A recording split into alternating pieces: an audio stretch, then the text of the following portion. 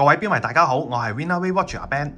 今集咧，阿 Ben 咧會同大家睇一隻咧 Casio G-Shock 啦。咁呢隻 G-Shock 咧非常之大隻啊。咁啊呢個標嘅型號咧就係 GX56SL-4 啊。咁呢一隻 G-Shock 咧最特別嘅地方咧，佢用呢個沙漠土地咧做呢個概念啊。咁啊喺個標帶啦同標殼咧呈現咗一個咧沙漠地區嘅沙土紋理出嚟啊。咁啊非常之特別啊，有啲經歷風霜嘅感覺啊。呈現咗一個獨特嘅風格出嚟啊！咁呢隻 GX56系列啦，咁啊用咗呢個深紅色嘅設計啦，配色一個黑色嘅標面啊，反顯嘅設計。咁睇時間都好清晰嘅呢個。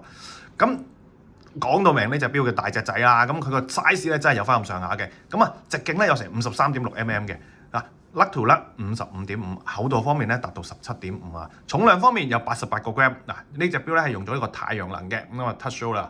防水200米嗱，咁而家咧呢隻標咧原價咧就1480嘅官方公價啦，咁我 Ben 而家咧做緊特價698，700蚊唔使698啊，咁啊今集嘅介紹去到呢度啦，我哋下集再見，拜拜。